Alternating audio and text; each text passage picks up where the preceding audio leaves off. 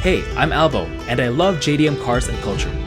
In each episode in this multi-channel crossover series, I'll go on car adventures around Japan with Capt Bradford from JDM Masters, along with our car club and fellow YouTubers Japonic, Samit, Dustin Williams, and others. Join us as we do car stuff, explore Japanese culture, and show you what it's really like in the land of the rising sun. This is our JDM life, and we are the Super JDM Bros.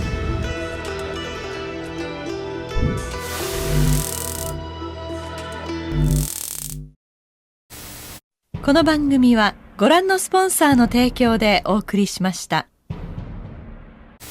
Hey guys, and welcome to this episode of Super JDM Bros. I'm your host Albo, and here you are. And here's Cap. Hey guys. And we are here today at Daikoku Fudo. It's a beautiful, beautiful morning. Not a lot of sports cars here today. It's a weekday, so... It's a weekday. I'm actually playing hooky from work. People are going to work. No, we are working. Take a day off. Yeah, we're working. This is working. work. This is work. This is hard work. Right. Today is really interesting, Albo. So what are we going to do today, Cap? We have been invited to witness test development. To bear witness. To test development of Spoon's demo cars. Oh my god. Yeah. So we've got the FK7, which we reviewed the other time, and the FK8 Type R.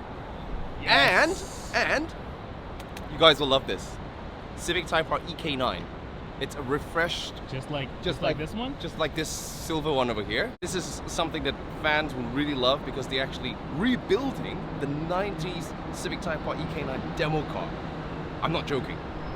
That is super cool. Yeah. So what I'm excited about is comparing, the classic EK9 with the new FK8 and the ultimate versions, which are basically the ones that Spoon makes. It's way faster. Yeah, but it's gonna have that feel, that lightweightness. That's precisely. Yes, exactly. I want to know if it feels like your EK9. So in today's video, we're gonna do a quick status update before we actually head over to the Spoon test facility, and we're gonna take a look at the cars which we have right here. So as you guys know, I've had this car now for about 6 months. It's been great. It's been absolutely great, but it is a 20-year-old car. It does show its age in a few different ways. Mostly in things that need to be replaced, which is a little bit annoying, but hopefully in this series of videos we're going to be able to answer one of the questions that I have, which is it better to have these old sports cars from 20 years ago, or is it just a better idea to get a brand new sports car like the FK8 Type R? So before we go any further, I want to say thank you so much for picking up all the merch, for supporting the merch store. Today I've got the jacket on. Today I actually have a whole bunch of Hunter's gear on. So we have the jacket, and we also have the fleece. Pullover, and also have the Hunter's t-shirt in here. So this is gonna keep me nice and warm. Looks good, matches really well with Nike, which I love. So head on down to the merch store to check it out, and I'll just be wearing this up all day, and you'll see that I actually wear this stuff because I actually like what I sell. Cap is over here making a video for his own channel, not even JDM Masters. Well, maybe JDM Masters, but also his personal channel, Capt Bradford. Make sure to check that out. Subscribe. He's gonna do a lot more raw stuff, kind of like more vlog style, more YouTube style, as kind of a companion to his very official JDM Masters videos. So yeah, we're taking a couple of videos of the cars over here, the EK9 and the S2000. Just a couple of things I want to point out.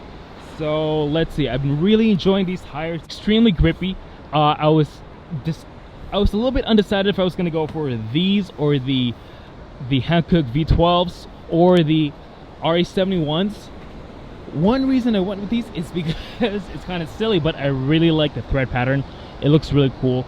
And in the future, once these run out, these have quite a long life, so probably sometime next year. When these run out, I'm probably going to sell these wheels and go for either CE28s, or we are maybe going to go for SW388s. And also, I think I'm going to need to replace the rotors soon, but for now, they're still okay. The rotors and the pads will probably last until summer. And what else? So the fender was recently repainted, as was the front lip, so that is looking really nice. And over here as well, the rear left side of the bumper. And I'm just loving the way that this car has come together. This car, I think, is still one of the most beautiful cars that has ever come out of Japan, and is definitely a strong contender for one of the most beautiful sports cars that's ever come out of Japan. So let me just give you guys my preliminary thoughts before we actually go to Spoon today. So my ownership experience, to be honest, it's had its ups and downs, but overall I have really enjoyed this car. It has been a pleasure to own, and it's been really exciting to see the value of this car rise over the past 6 months. You know, since I bought this car, it's gone up in value about $10,000, which is completely insane to me, and that just really speaks volumes to the intrinsic value that these cars hold. It's because there are no other cars like these on the market today. Very lightweight with high power. I mean, this car is 20 years old, has 250 horsepower on a good day, straight from the factory, which when you compare it to, you know, its contemporaries like the Mazda Miata and the BRZ, it makes more power than those, even though it came out 20 years ago. I would say sports car wise, in this price range, maybe you would be looking at a 370Z, which does make more power, but somehow it feels a little bit less exciting than the S2000s. I don't know, what do you guys think? Let me know your thoughts. And yeah, so I'm also very excited to have a look at the EK9. I mean, you know, Cap and I have been going on tons of adventures with his EK9. I mean, I was there when he bought it, I was there when he found it, and it has been a awesome, very cool car, especially in the silver color, which is now kind of iconic, and is really his style. But as you guys know, I'm all about the yellow cars, and let me just point out a couple of things that I really like about the design of this car. So I love the modulo front lip and the side strakes. That really completes the look of the OEM plus look of the AP1 S2000. So this is the AP1 S2000 stock aero, but I feel like, you know, it is also really tied together with the rear lip and the roll bar, and of course you got to have the wind deflector over there so you can stick a sticker in there. And one of the most special things about the S2000 from Japan is, well, it has the Navi cubby. So you were able to get certain ones with the Navi cubby, and it was a little bit of a pain in the ass to find a good Navi that works with CarPlay. There is one called the Alpine ILXW 650, which is the one I have over there, and that works fantastic. And we also have the really cool depth heat gauges in there. And, you know, rounding out the interior, we have this S660 cup holder and the aluminum shift knob from the AP2 Type S. And I think the centerpiece of the interior is probably the Recaro seats, the ASM RSG Ruby 2020 limited edition. And it's got the side protectors and the seatbelt thing and those little touches of leather. Aside from being functional, they really complete the look. And so, you know, a lot of people have been asking me, you know, is it worth it? Do I think it's worth it to pick up one of these seats? And I'm just gonna go on the record and say, like, this is one of my favorite mods to the car. It's probably a tie between this and the AP2 transmission, which has been put into the AP1. And yeah, it just really makes you feel that much more connected to the car. I think it is totally worth it, and it is definitely an expensive upgrade. I mean, the seat alone costs as much as my first car, the Miata, but you know, you don't have to get the limited edition. You could even get a used one for about like $700 or something. Before, I wasn't sure if I wanted to get the Bride seats or the Recaro seats. I'm glad I went with the Recaros because there's just something about S2000s and Recaros that goes together.